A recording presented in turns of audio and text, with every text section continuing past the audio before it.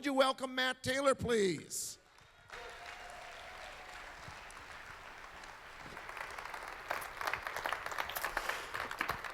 Well, thank you. I am excited, really excited to be sharing with you again. The second part, I felt like I set you up, but didn't give you all the tools to follow through. So, I just finished the manuscript of my first book. So that's exciting. I can't wait to see that in my hands. And I wrote that book over a couple of years because I was really frustrated with some things in my own life. I am and was a nutritionist, and after life got a little bit hectic and busy, I got tired and I started to have muffins and breakfast for lunch and sandwiches with lots of bread and donuts for lunch. I would have boxes of crackers and tubs of hummus for dinner. I'd have ice cream before bed. And it didn't take long to gain about 30 pounds and to lose a lot of the physical fitness I had developed over a few years. And being a nutritionist, I figured I know what to do and how to do it. I can build the perfect meal plan. I'll just do it and it'd be awesome. So I'd have these little mini breakthroughs. I would build a plan. I would do it for a week and then I would stop. And I would do it for a week and then stop. And I kept thinking, if I just had the right plan, I know what to do and how to do it. How many can relate to that? I know all the secrets. I know exactly what to do. I know how to do it, and yet I keep sabotaging myself. So we all do it to ourselves. We sabotage ourselves over and over again for reasons that we don't really see. And so I wrote the book because I wanted to understand, why am I doing this to myself? And how can I get out of that path that's leading me in the wrong direction? So I want to share a couple of things with you this morning that I learned along the way and that I was able to apply for myself and have breakthrough and follow through until I was able to get my health back. And so I spoke in the fall on the idea of breakthrough and how we can live a lifestyle where we're always ready to say yes to the opportunities of breakthrough. Well, 2015 is a year of restoration, which requires breakthrough plus follow through. And so I talked about how David had the opportunity to slay Goliath, and he was given this opportunity for breakthrough in his life. But what I didn't say was that he had to go then from shepherd and musician to general of an army and then to king of a nation. He had to walk along the steps through the process of restoration, or through the process of stepping into the fullness of his destiny, or the dream in his Father's heart for his life. So we can have breakthrough after breakthrough, but if we don't have follow through, then we don't actually get to the destination. And so I believe that 2015 is a year of restoration, is really a year of opportunities, where, like in a game of volleyball, God is volleying a ball to us, and it's up to us to hit it over the net. And we are partners with him in doing that. And the problem that I found in my own life was that we get stuck in the path of least resistance. And that's the title of the sermon this morning, is that we need to be able to pave a new path of least resistance, because we're always following that. We, being human, have fickle brains. Anybody ever have any bad habits? We, by nature, have been designed to live by habit, because when we live by a habit, life becomes easier to do the things that actually matter, because everything else becomes autopilot. So by habits, we make our day-to-day choices. Our habits steer us and direct us and put pressure on us to do what we did yesterday, because familiar feels good. What worked for us yesterday or worked for us last year, what got us out of problems in the past, whether it's how we speak, how we treat somebody, or how we eat, all these things are stored in us and develop a path of least resistance that we just go to day to day. But thankfully, we have the ability, though, to pave a new path. David said, "Bless the Lord, O my soul, and all that is within me. Bless his holy name." Which means that we, being spiritual beings, can actually rise above our own brains and choose to exert a higher will on ourselves. So although we have habits in ourselves, we are ingrained with these habits that are leading us towards self-sabotage, we can actually get out of that stream that's taking us in the wrong direction. And we can, by God's grace and by a few strategies I want to share with you this morning, we can actually start to pave a new path towards a different destination. So we can have breakthrough. David can have the breakthrough of killing Goliath, but then he can have the follow-through of becoming a general who's successful, becoming a general who's confident in himself and in his God. It didn't just end with Goliath. That was just his foot in the doorway to his destiny. And so 2015 is a year of opportunity for each of us. And it's up to us to understand, how can we then produce follow-through? How can we, and with me, I was having these breakthroughs of sticking to a meal plan for a week, but I didn't have the follow-through. Because I had this path of least resistance, these habits, these thought patterns that were pulling me in the wrong direction. I kept trying to swim upstream with my willpower, But willpower wasn't really designed to direct our lives. It was designed to get over the hurdles, but then we can follow the path of least resistance that we, with God's help, can pave. So I want to share with you this morning how we can pave a path of least resistance. How can we get into a place where we can stop swimming upstream and jump into a totally different stream? Would anybody like to have that? Where you can stop with the self-sabotage, where we can stop trying to battle ourselves with willpower alone. And yes, I believe that we have to develop self-discipline. It's an important practice. We have to be able to fight for things. We have to be able to resist the temptations that come. But I believe that self-discipline should be for the times it takes to to jump into a new path. And then allowing that path to pull us, and we can fight through the process, but we can make it a lot easier on ourselves if we just hop into a whole other stream. I'm not sure if you're able to get the slides on the screen, but it would be a little helpful further on, but it's okay if it doesn't. So if we're going to have follow-through, then follow-through requires a bit of change on our part. Breakthrough is an opportunity, but follow-through is creating some kind of a becoming different, acting different, thinking differently. This change is required to follow through into a better, newer future. And I like to think of there being 3 questions required when we want to produce some kind of a change in our lives. I'm going to introduce you to these 3 questions. And these are assuming that God is involved in the process.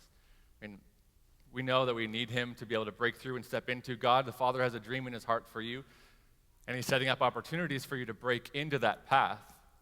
And so we know that he's involved. These questions are the questions we need to ask so we can step into the process and step into the partnership. And the first question of change is, what must I do differently? Pretty basic question, right? We all know that. When we have a resolution, we want to get a new result. I wanted to lose weight. I ask myself, what do I need to do differently? Because everything we do is really a seed that we plant for the future. If we spend our money unwisely today, we'll have less of it in the future if we ever plan to retire. If we don't eat well today, then in the future we'll have less chance of good health in our bodies. If we speak unkindly to a friend or spouse, then we are likely to have less of a quality relationship in the future. So everything we do today is producing our future tomorrow, or is at least influencing it. I mean, life is full of circumstances that are outside of our control, but a lot of the results in our life are the result of what we're currently doing. And so we ask ourselves, we all ask this question, what do I need to do differently? Which is the first question, but really it should come later on. The second question, which more and more people are asking these days, we don't always take the time to find all the answers, but the next question is, what must I believe differently? So the Bible says that out of the heart we speak, we act. Out of the heart flows the issues of life. And so if we want to behave differently, then we need to believe differently. If we believe that we want a promotion, but we believe that we're ill-equipped, or we feel that we are inadequate for that promotion, then we're unlikely to fight for it or go for it or try for it. If we believe that we're unworthy of love, then we are going to work on a relationship, but eventually we might just sabotage it, believing that in the future, whether we try or not, it's not going to happen. And so we have to change what we believe if we want to change our long-term choices. So we asked that question. I don't want to answer that question for you this morning. I want to answer the third question, which I don't think many, if any, actually ask. And that is, actually, first I'll tell you what the problem is. The problem is these invisible forces that are pushing against us everywhere we go. So we can think of that. There are spiritual forces, of course. The Bible says that we don't fight against flesh and blood, but against powers and principalities. But that's not what I'm talking about this morning. I'm talking about the forces of habit, the forces of the inner narrative, the dialogue that we have in our heads that are pushing us in a direction. Talking about the forces of culture, the forces of the world around us. There's always these pressures being pushed against us and getting us to act in certain ways. So we're traveling this path of least resistance, whether we know it or not. Our choices are being predetermined for us a lot of the time by our habits. So we have these forces. We feel when we start to step into a new resolution, we try to take a new action, then we feel all this pressure to stop because our old habits feel comfortable. Can you relate to that feeling when you start something new where you just feel anxious, you feel uncomfortable? It gets really exhausting pretty quickly. These are the forces that are happening on the inside and on the outside of us that are trying to keep us the same. And so these forces have the power then to either keep us the same or force us to change. And so I want to talk this morning about how we can cause those forces, those things, to get us to change. So the third question, here it is. What must I do to create new beliefs and require new actions? You ever asked that question before? Did you know that we're actually able to work with God to change what we believe? That we can enter into a process that creates new beliefs about ourselves. We can create new beliefs about God. We can create new beliefs about other people, about the world around us, about our capabilities, about our future. We can enter into a process that actually rewires our brains, that changes our hearts, and we can actually begin to live differently. We can enter into a process for that. And that's not so much I'm talking about this morning, but that's an important piece that we can know that exists. What I really want to talk about this morning is what can we do to require new actions? How can we make it in a way? How can we put up boundaries around our lives that the right choice is the only choice? How can we, if we're traveling down a stream of least resistance right now, rather than swimming across that stream or up that stream, we can actually take a tidal wave and push us into another stream by requiring new actions. So, how do we solve the problem? Simple word, you probably heard it before, is conditions. And conditions, like my last message, is really simple. And the simple things are the things that work the best. So conditions is a really simple word that can have really profound effects on our lives. And I want to break it down for you momentarily on what are the components, at least that I see, that are a condition. How can we take those components of a condition and then reconstruct them so that those forces that are always operating in us and around us, we can actually start using them to direct our lives with God. And we can see how God uses conditions in our lives, and I'll show it to you in Scripture once I explain to you what those pieces are. And we can enter into that process of saying, okay, God, this is the destiny that you've shown me. This is the will that you have for me. This is the resolution, the desire that's in my heart.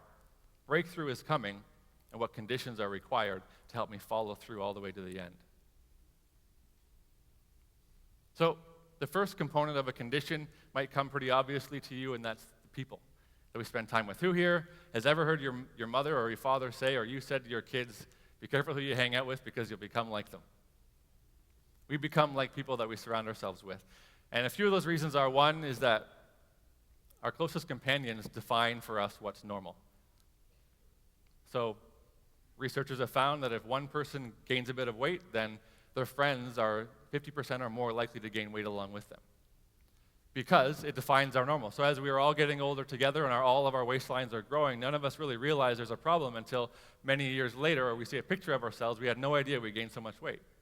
Because our inner circle of people we surround ourselves with have defined what's normal. So whatever is normal in terms of how do we dress? How do we speak? If our closest companions speak a certain way to their spouse, then suddenly we're speaking to our spouse that way. Our closest companions spend their money a certain way, and so we start spending our money that way because that's just normal. We become like the people that we spend time with. Number two is they prime our behavior. Sounds complicated, but when somebody smiles at you, what's your response usually?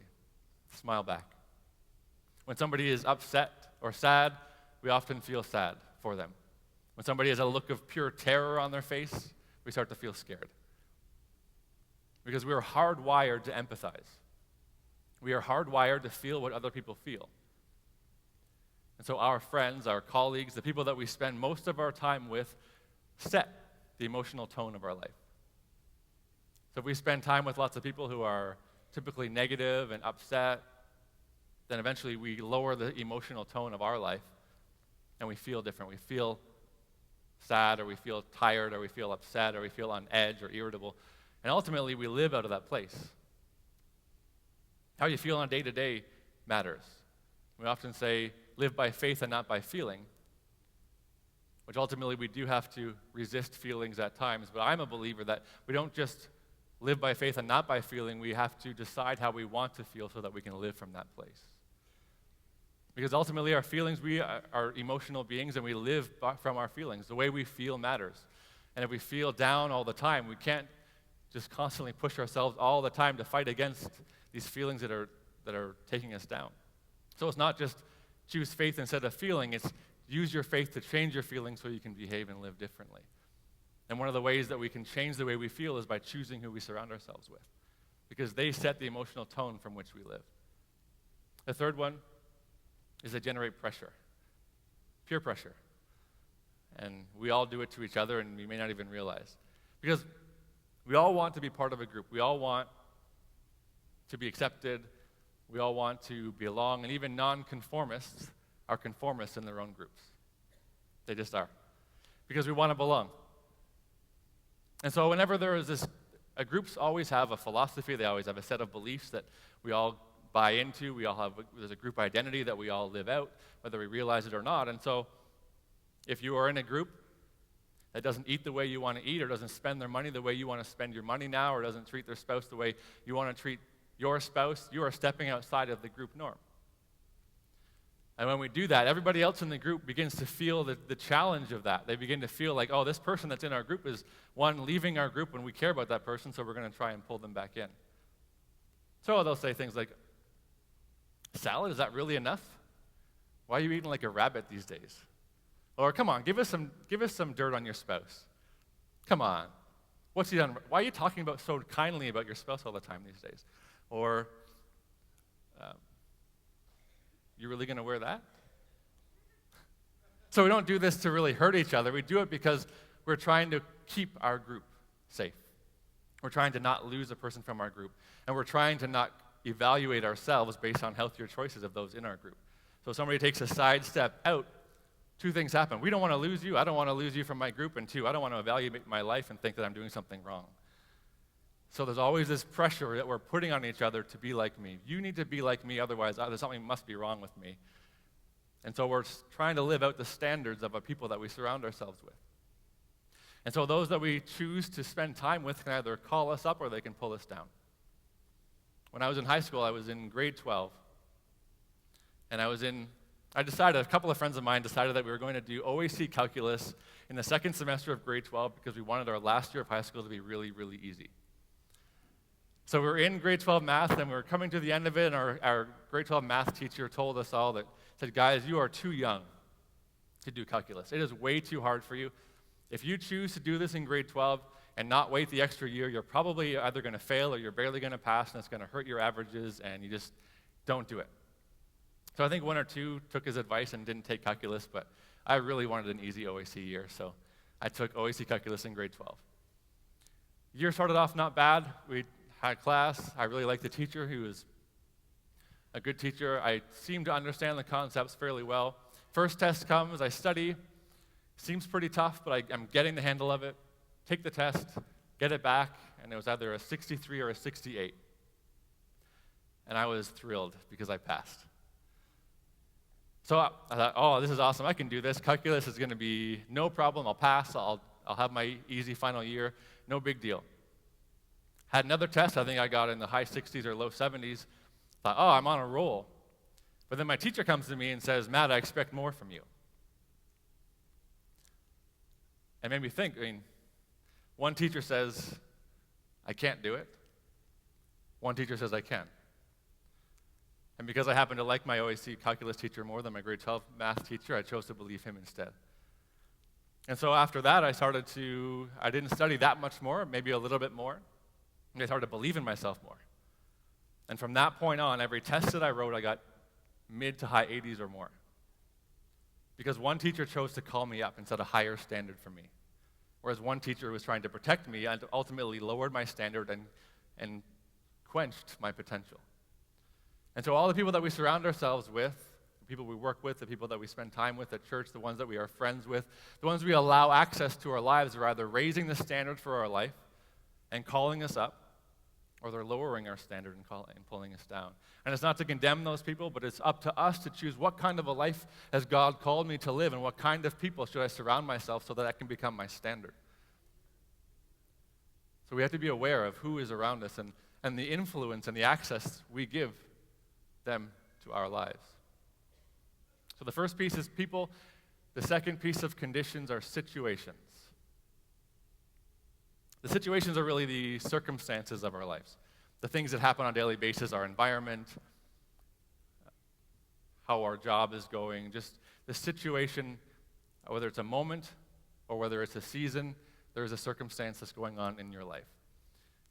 And it influences us for a few reasons. And whenever I see somebody make a mistake, I always try to never, or I try to think of how I would respond in that same situation, but I do my best to never judge a person for a seemingly unusual response. So somebody does something crazy, really foolish, and you think, how could they possibly have made that mistake? They know better than that. And the reason is, we have no idea how we respond in a certain situation until we're actually in it. Because social psychologists have found that different situations activate different beliefs that we don't even realize we have. And they call it self-aspects, pieces of our personality that come out only when they're called upon. And so we can go from one situation feeling great, feeling happy, feeling joyful and talkative, into another situation where we feel shy, quiet, sad, whatever, because the situation changed, so our feelings changed because a different piece of our personality, a different part of our past came up, and we have no idea why. Has anybody walked out of a situation and said, I have no idea why I said that, I have no idea why I did that, who on earth am I? And we think, thinking that we must be wearing all these masks, we must be this fake person, but the reality is, it's just that situation called on something you didn't know was there yet. And part of the maturation process and growing process is being able to set a standard for your life and live that standard out regardless of the situation. But there's a healing process involved, and so we don't need to judge ourselves for the way we respond to a situation. We just take responsibility for it. So whether you lash out under certain situations, we need to know what kind of situation sets me up for failure. Because situations call things up out of us. Situations reinforce things in us. And we can set ourselves up with positive ones. And I'll talk to you more specifics on what a situation or how to build a situation that calls out the best from us. But if we are constantly putting ourselves in places where we are acting wrongly, then we can ask ourselves, God, what thing in my heart is being brought out right now? What thing are you revealing, and what thing how can I change this situation or turn it around so that the right things come out of me? Situations can trigger a desire, like driving by a bakery and smelling that sweet smell of fresh bread, or donuts, and you can literally smell the sugar. In my hometown, there's a donut shop, and you can smell the sugar on these donuts just by walking by outside. And suddenly you crave donuts. Or you drive by the bar you spend time in, and suddenly you crave a drink. Situations, because of how we used them in the past, or going by that donut shop, put a desire in us that wasn't there in the first place. So how can we navigate, or how can we create situations that put the right desires in us? How can we avoid the situations that put the wrong desires in us? Because we're just responding to our environment a lot of the time. We're products of our environment. So do we know what kind of environment is producing the result we're getting now, and do we know what kind of environment will produce the result that we want instead? And I'll give you some examples of that. And then situations produce pressure. So, not a great example, I think I mentioned this last time, but when I was in university, I used to think that if I had sinned recently, God was going to make me fail my exam. So for the week leading up to an exam, I lived the holiest life I knew how to live. And I repented for everything you can imagine repenting for. Because I thought if I go into this exam and there is 1 ounce of dirt on me, then one, either God's not going to help me pass, or two, he's just going to straight up make me fail, depending on how much sin was in my life. So I was responding to the situation in an unhealthy belief about it, but I was responding to the pressure of the situation. So the situations in our lives put pressure on us to act in certain ways. So it could be the situation of the people around us, of the way of being in an office where the culture of the office is to lie and cheat. And so the situation of that workplace is to putting pressure on us to lie and to cheat. So we act based on how our situation is unfolding around us. And the final piece of conditions is our focus, which I would say is one of the more important pieces of our circumstances or of our conditions. And our focus is really, what are we putting our minds to? What are we thinking about? What are we conceptualizing? What are we obsessing about? Because neuroscientists have found, those who study the effects of religion on the brain and other areas of life, they found that whatever we focus on, whether it's sports like football, basketball, whether it's school, math, science, whether it's religion, faith, whether it's God, whatever we focus on, whatever we think about on a daily basis is literally wired into the brain and constructs our sense of reality. So what we think about most is all we really see. So if we're focusing on how negative things are in our life, we just continually see more and more negative things in the world, or more and more negative things in our own lives.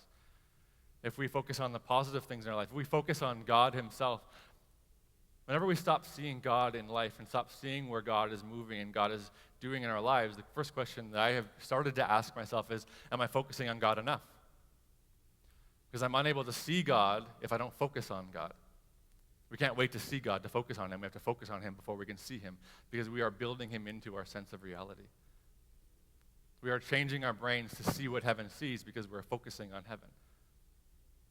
So what we focus on, what we think about, is ultimately one of the most important things we need to know, is because it is choosing what we see. Everything else, there's blinders on our eyes when we live, and we only really see the things we choose to focus on, or the things we focused on yesterday.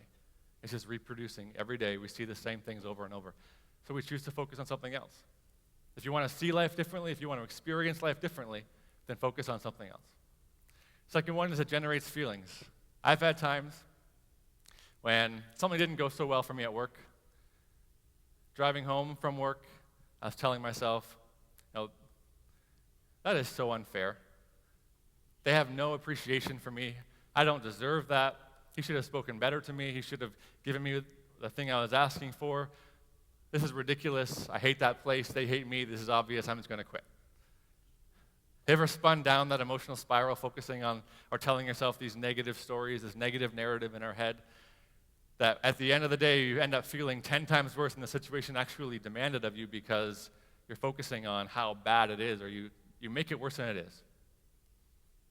And that's because our focus actually produces the physical sensations in our body, which we call feelings or emotions. And so we're focusing on the negative side of that circumstance, and then we start to feel angry. And then we live out of that anger. Now that we say something we yell at somebody or our spouse or our friend, and we lash out at them, or we go home and we eat something we know we shouldn't eat because we are responding from a place of negative feelings, because we're focusing on the wrong things. So what we focus on a daily basis changes the way we feel about life, changes how we live, because we live from our place of emotions. We live from our seat of feelings. And so where we focus, so goes our feelings, and where we feel, so goes our actions. So it follows this chain. So focus is a really important thing. From our feelings, we prime behaviors, and so we act out of script because we're telling ourselves the wrong thing. But in those moments when we're spiraling through the negativity, we have to just snap out of it. Have you ever had that where you're kind of doing that negative narrative, and then you say, you know what, God, what is wrong with me? And you shift, and suddenly your feelings are different because you told a different story. You gave that experience into labels. You said, maybe it's you know what, my boss is going through a hard time now, and I just need to support him, I need to pray for him. Maybe it's,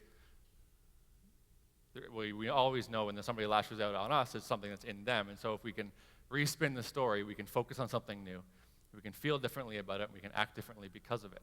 And it all comes down to, what are you focusing on? There's a big part of our conditions in life. So these are the three pieces: people, situations, and focus. And they all go up into our focus. So we've got people affect our situations, situations affect other people. But ultimately, the question is, what are you focusing on? I'll give you a quick example of this, of how God uses conditions from the Bible.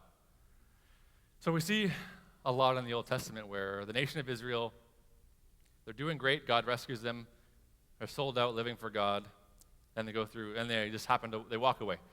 Other nations move into their group, the influence of other people, they start turning to foreign gods, and they walk away from God, and so then God imposes or produces a condition on them where he gives them over to captivity. And so these conditions, he's not doing it to punish, he's doing it to change their behavior, because he knows that a condition is required to break them out of their past or their mistakes. So on one of these occasions, Israel had been given over to the Midianites, and they've been in captivity for 7 years. And the Midianites were so bad that they would come into the land, and they would kill all their cattle, they would steal all their livestock, and so the Israelites were actually living in caves because they had gotten so bad. And the only way they could preserve themselves and their limited resources were just to go into hiding. So one day Gideon was working with wheat in a wine press because he didn't want anybody to know what he was doing. And the angel of the Lord appeared to him and said a few things. First, he said that he was a mighty warrior, and that the Lord was with him. After a bit of conversation, he said that the angel of the Lord said that Gideon was going to be the one who saves the nation. And Gideon's response was, my family is the least of Manasseh, and I'm the youngest of my family. Basically, how could it possibly be me? I'm the least of the least. I'm the lowest of the lowest, the weakest of the weak. How could it possibly be me? So God then chose to use a series of conditions to, one, get him to believe the truth about himself, and two, to get him to follow the steps to victory. So it started with God told him to go into town and to cut down the altars that were erected for other gods and to build a new altar. So Gideon took 10 of his servants, and he was afraid, so he did it at night so that nobody would see him do it.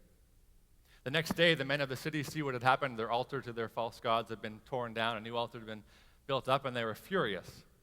So they went to Gideon's dad and said, what are we going to do about this? Your son just defamed our God.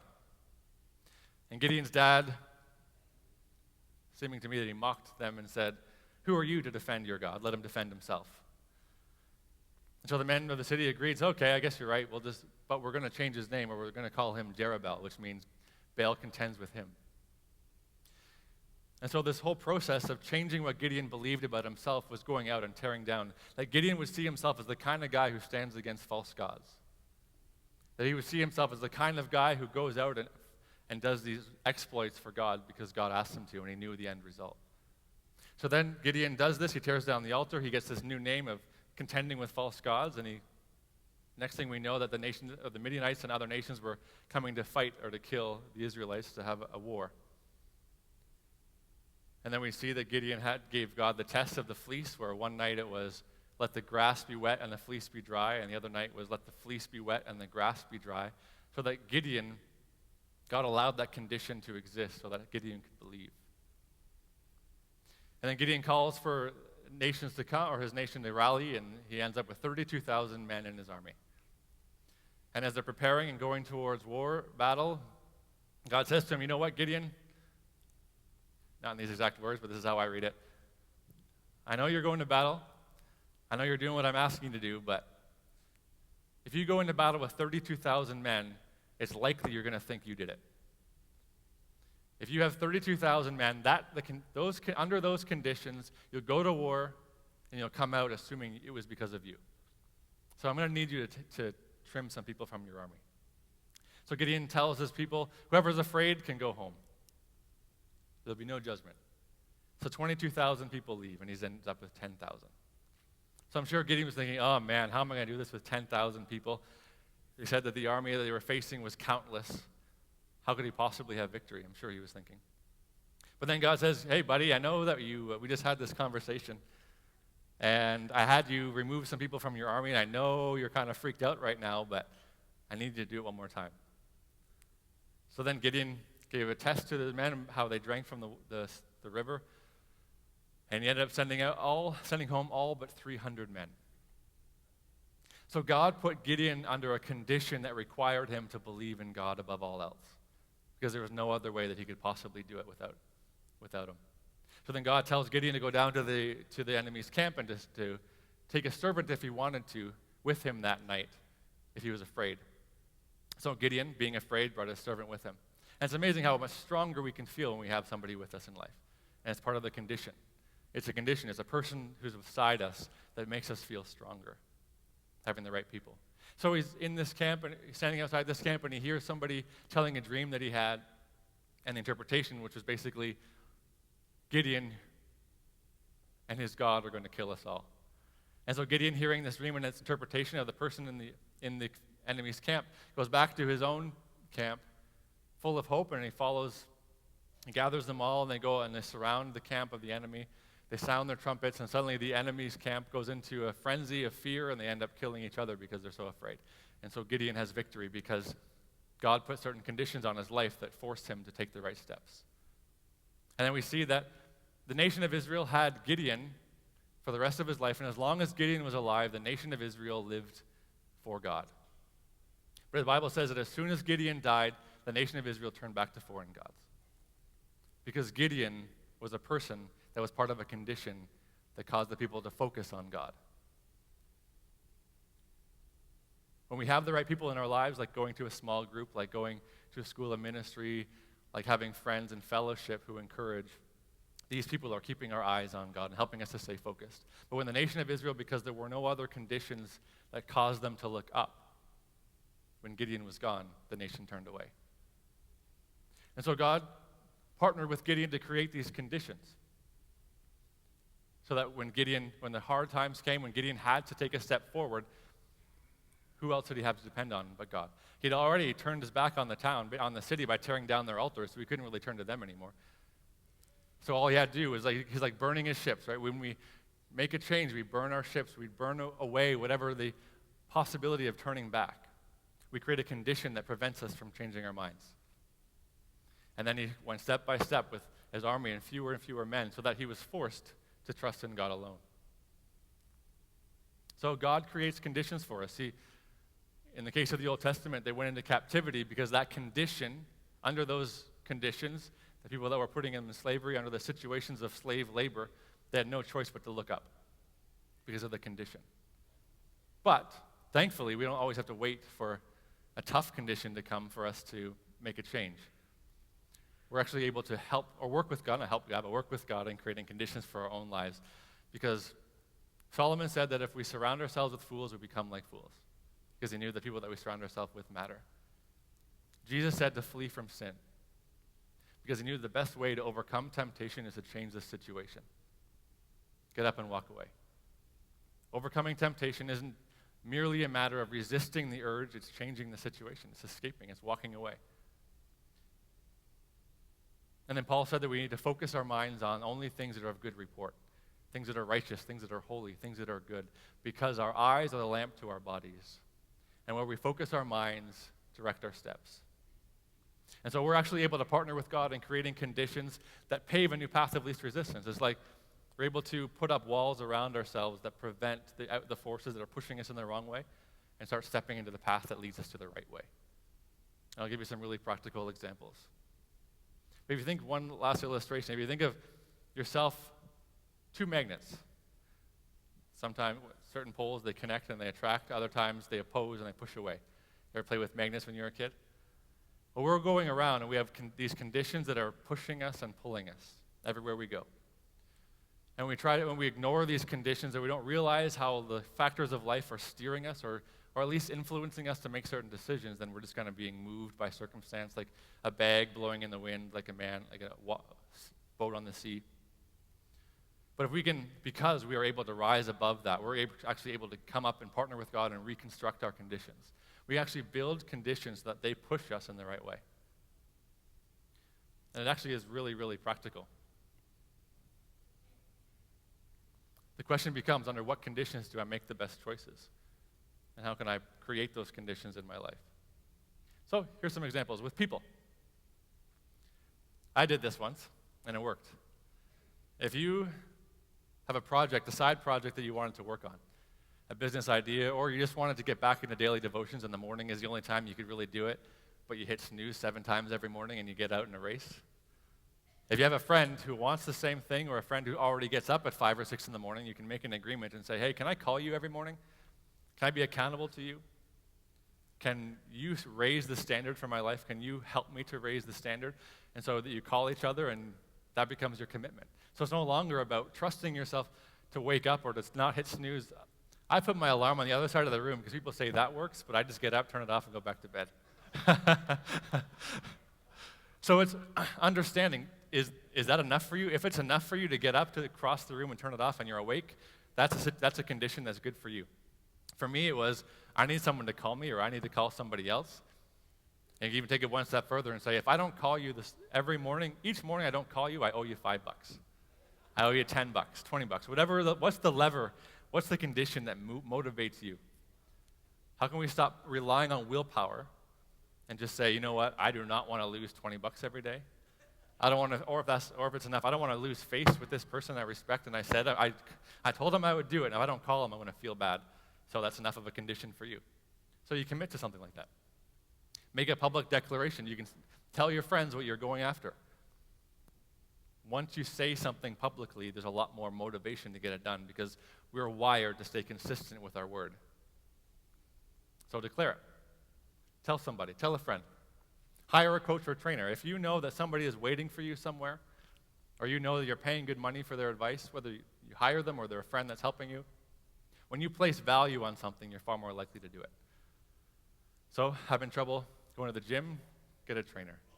Having trouble breaking through in your workplace, and you know what you should be doing, you know that you need to be more assertive, but you just can't bring yourself to do it, then get a coach. Someone you're accountable to. Raise the water level, raise the standard, and apply some external pressures to yourself so that the condition can help push you forward. And then spend less time with those who don't support you, or those who support your poor choices. Get your comrades, get your supporters who are already doing what you want to be doing. Go surround yourself with people who are already at the maturity level you want to mature to. The people that are already as fit as you want to be. People that think the way you want to think, who love the way you want to love. People that treat their spouse the way you wish you could treat your spouse, or you want to learn to. And so when we surround ourselves with the right people, it raises the standard, it changes what's normal, and it applies external pressure, because we ultimately want to fit in the groups that we choose for ourselves. And so choose a group that pressures you in a good way, because pressure, we move because of desire or because of pressure. And desire can only last so long before it starts to fade, and you end up desiring a cookie instead of the results. So if desire is not working for you, then get pressure, and pressure comes in the form of a group that has a higher standard than you have. Get somebody to raise your standard. Situations. When I started working on my book, I scheduled a seminar for it before I had any idea what I was going to write about. I had very little idea. And it was about 6 months before. So I didn't have the book written by then, but it forced me to develop the content, because I knew that it's been a long process regardless, but I knew that if I didn't have a requirement on myself to actually get the work done, if I didn't apply some pressure, then I probably wouldn't have gotten it done even as quickly as I did. So if you can't book a seminar, you don't have that kind of a platform, then you have a couple of friends come over every one night a week, and you promise them you're going to teach them the stuff you're developing. And so it's pressure on yourself to get that done. Committing to something outside of your comfort zone creates a situation that makes us do something differently. For me, it was booking the seminar, teaching a course. For you, it might be having a small group. It might be going out and doing anything. What is the thing that you know would be difficult for you, but if you did it, it would change you? When we put ourselves in pressured situations, we change. Declutter your home, office, or car, changing your situation. Throw out the junk food, whether it's in your cupboards or in the bowl on your desk. When the situation allows for poor choices, we make them. And focus. Just about done. So picking your comrades and your situations that support you, because where your focus goes, that is hugely important. Because you can't always choose your situations. You can't always choose the people that surround you, but you can always choose what to focus on. You have that ability in you. You have that empowerment in you, that even though your situation's tough, even though you may not deserve everything you're getting, you can choose to focus on something else. You can choose to change the story, and just by doing that, you change the condition. Choose your inputs, the music you listen to, the movies you watch. All these things are feeding us. All these things are directing our focus and changing us from the inside out. Creating a vision board that you can look at every day. It paints a picture of the future that you're painting with God. Mastering your thought life and just taking on the practice of being aware of how you think, because your thoughts create your focus. And then tracking your progress is a great way to steer your focus. So we are in the process then of living towards a higher dream. We're living towards the dream in our Father's heart that begins with breakthrough. It begins with opportunities where we say yes and we step into it. But like David, we can't defeat Goliath and continue to be a shepherd if we want to fulfill the vision. We have to break through and then follow through. And so if we, being humans, are traveling paths of least resistance, we cannot risk breaking through and then relying on old habits. Because old habits will take over, and old conditions or existing conditions will continue to push us in the wrong way. But if you want breakthrough and then follow through, then you can work with God to author and construct conditions that push you in the right direction. Breakthrough happens in the moment of desire, and it can. I mean, for me, it was, I'm going to change my diet, I'm going to have a new meal plan, I'm going to start pushing forward, but the desire eventually eases up. So I spoke it back in the fall on the model of living, so we're always ready to say yes to God. But what happens after the yes? Restoration comes after the yes. The breakthrough is the foot in the door, is the access point for restoration to come in. But if we have a breakthrough in a relationship, but we keep communicating the way we used to communicate, we're going to end up back in the same old situation, and restoration doesn't last. And so we can work with God to create conditions that apply pressure in our lives, healthy pressure with the people that we surround ourselves with, the situations we live through, and our focus. Think of it like sunblock, SPF. Situations, people, we can apply the right situations, apply the right people, and the right focus to protect ourselves from the forces that are trying to get us to do the wrong thing, and we can create forces that get us to do the right thing. So we pave the right path, we persist through it all, and we prevail in accomplishing our Father's dream for us. So I'm going to pray for you really quickly,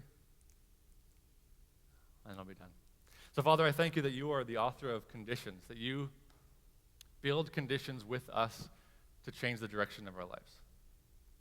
So we ask that you would help us to walk through those conditions, that when we have breakthrough this year leading towards restoration, that we would be willing to walk through the conditions that are next. That the conditions that you would have for us that lead us to the full restoration, to the full fulfillment of your dream for us in 2015. That we wouldn't have breakthrough and then resist the conditions, we would step into them and welcome them. And show us how we can choose the right situation, show us how we can surround ourselves with the right people and focus on the right things so that our reality is heaven's reality, so that our focus is on you, and so that our lives can step into a new path towards a new destination, which is your dream for us. So we thank you, Lord, in Jesus' name.